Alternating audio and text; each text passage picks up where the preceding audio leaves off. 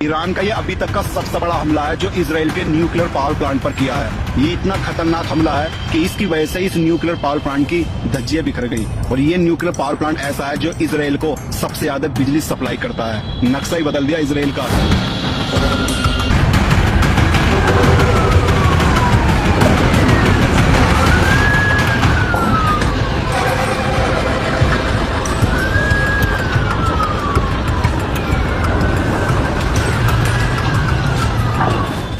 दोस्तों, जब ये तनाव शुरू हुआ था तब ये देखने को मिला था कि ईरान देर रात ही अमूमन इजराइल पर हमले करता था, लेकिन कल यानी जुमा के बाद से ये देखने को मिल रहा है कि सुबह और शाम दो बार डोज जरूर ईरान की तरफ से इजराइल को दी जा रही है। यही नहीं, रात के अंधेरे में भी लगातार ईरान से इजराइल पर हमले होते हैं। एक ऐसा ही हमला हुआ है, आज आपको दिखाने जा रहा हूं। एक भीषण हमला ईरान की तरफ से इजराइल पर किया गया। रात में इजराइल के पावर प्लांट पर ईरान ने कर दिया खतरनाक हमला। वेलकम दोस्तों, एक नई वीडियो में आप सभी का स्वागत है। उम्मीद करते हैं कि आप अच्छे होंगे। दोस्तों, जैसे कि आप सब जानते हैं, ईरान और इजराइल के बीच जंग चल रही है दोस्तों। ताबड़तोड़ हमले हो रहे हैं एक दूसरे पर।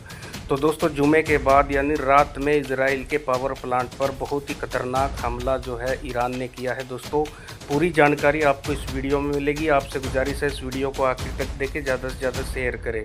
अगर आप चैनल पर न्यू आए हैं तो चैनल को सब्सक्राइब करें ताकि हर वीडियो आपको टाइम पर मिलती रहे। तो देखिए दोस्तों, इजराइल पर ईरान का वार। शुरुआत में धमाकेदार खबरों के साथ ही करूंगा। पहले वीडियो देखिए। ईरान का ये अभी तक का सबसे बड़ा ये हमला वीडियो है निकल कर सामने आई। न्यूक्लियर पावर प्लांट पर किया है। ये इतना खतरनाक हमला है कि इसकी वजह से इस न्यूक्लियर पावर प्लांट की धज्जियां बिखर गई। और ये न्यूक्लियर पावर प्लांट ऐसा है जो इजराइल को सबसे ज्यादा बिजली सप्लाई करता है। नक्शा ही बदल दिया इजराइल का ईरान देश ने। ये पावर प्लांट के बारे में बताया जा रहा है। पावर प्लांट पर हुआ है, इजराइल के न्यू पावर प्लांट को पूरी तरह से तबाह कर दिया। इस तरह से दावे किए जा रहे हैं। आप धुएं का गुबार देख सकते हैं, हर तरफ केवल तबाही तबाही नजर आ रही है। इजराइल का सबसे बड़ा पावर प्लांट बताया जा रहा है जिस पर यह हमला हुआ, ऐसा दावा किया जा रहा है कि यह हमला किया गया। खैर, इसके अलावा जो तस्वीरें खबर है पहले वो देखते चलिए। बहुत महत्वपूर्ण वो भी तस्वीरें हैं भाई, ये देखिए। तो शुरुआत करते हैं पहली तस्वीर, पहली खबर के साथ। ये देखिए, ये आयरन डोम के पहले हालात देख लीजिए। एक एक करके चीजें, क्यों इतना बर्बादी इजराइल को उठानी पड़ी। इजराइल को इतनी बर्बादी इसलिए उठानी पड़ी क्योंकि उसने हथियार तो खरीदे महंगे दामों पर, लेकिन भरोसा ज्यादा कर लिया। ये देखिए, आराम से इजराइल के आसमान तक ये ईरान की मिसाइलें पहुंचती हैं। आयरन डोम का काम सिर्फ और सिर्फ क्या रह गया है? सायरन बजाना कि भैया अपनी अपनी जान बचाकर भाग जाओ। उस तरह के हालात पैदा होते नजर आ रहे हैं। ये देखिए वीडियो, अटैक हो रहा है लगातार। अभी और तस्वीरें भी, ये देखिए। फायर फाइटर लगातार आग बुझाने की कोशिश कर रहे हैं। ये एक हमला हुआ था, मिडिल ईस्ट स्पेक्टेटर की खबर है कि जहां आग लगी, जैसे हमला हुआ उसके बाद की तस्वीरें निकलकर सामने आई।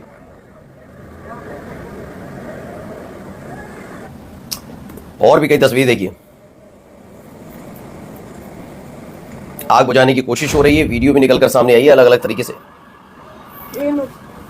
दरअसल तेल अवीव का ये होलोन एरिया है, यहां पर एक बड़ा हमला किया गया ईरान की तरफ से।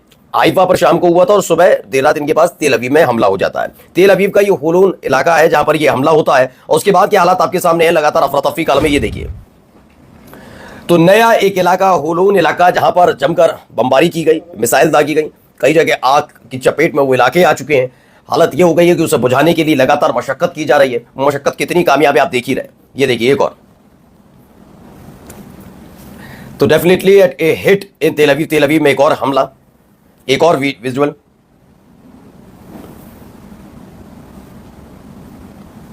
जो अलग अलग वीडियोस निकल के सामने आ रहे हैं, जो तस्वीरें हैं हम लगातार आप तक पहुंचा रहे हैं दोस्तों, जिससे आप तक सही और स्पष्ट खबरें पहुंचे। ये नहीं कि ईरान पर हमला हुआ है तो वो खबरें हम नहीं दिखाएंगे। हम वो भी खबरें आप तक इसलिए दिखाने की तुलनात्मक तौर पर ये पता होना चाहिए किसको कितना नुकसान हो रहा है। और तमाम मीडियाज आपको क्या दिखा रहे हैं उससे हमें लेना देना नहीं, लेकिन हम आप तक वही खबर पहुंचाएंगे जो तथ्यात्मक तौर पर ठीक होगी। अगर ईरान पर हमला हो रहा है, उसको नुकसान हो रहा है, वो भी हम आपको दिखाएंगे। ऐसे भी ये देखिएगा। पहले एक वीडियो, चलिए इन सब के बीच एक तस्वीर और निकल कर आई है। पहले ये देखिए,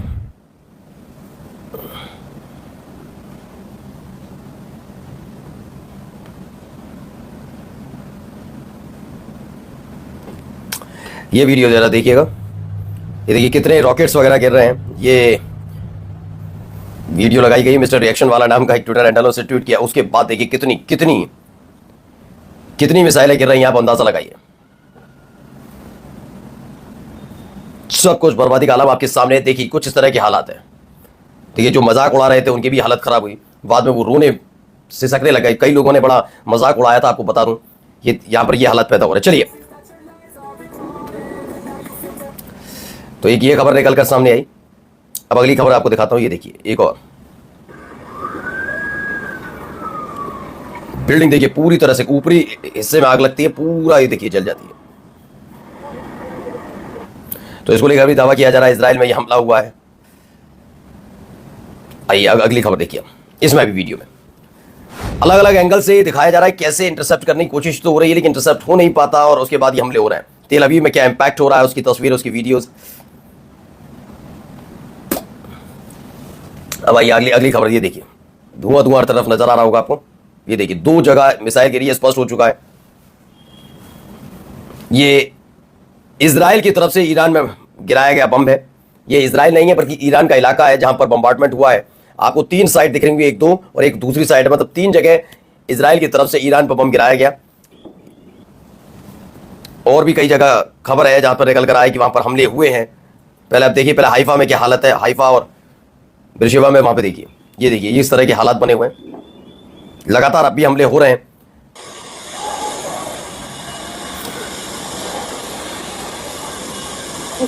ये देखिए, हर तरफ आपको मलबा पड़ा हुआ नजर आएगा।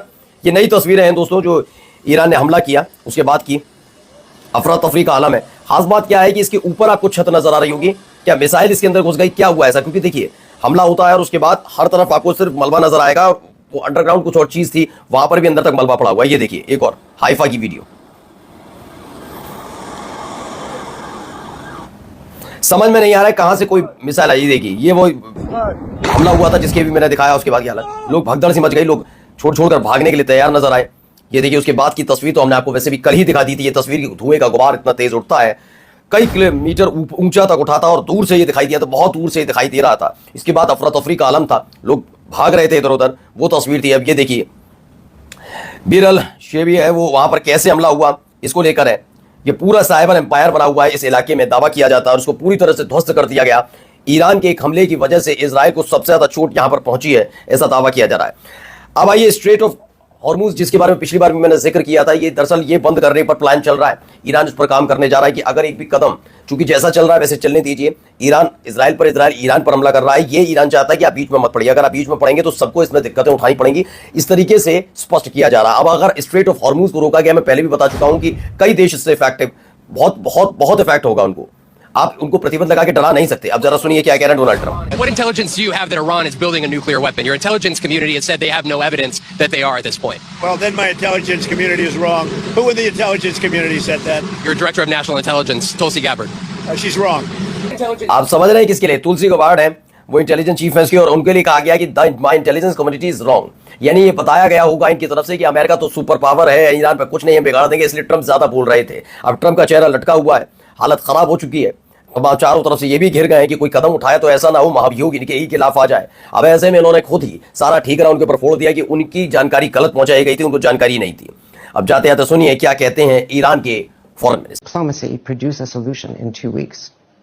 Well, I think it's up to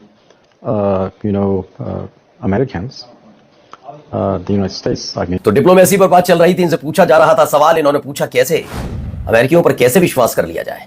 ये लाइन ही एक ईरान के विदेश मंत्री की बताती है कि अमेरिका के बारे में पूरी दुनिया में क्या चल रहा है।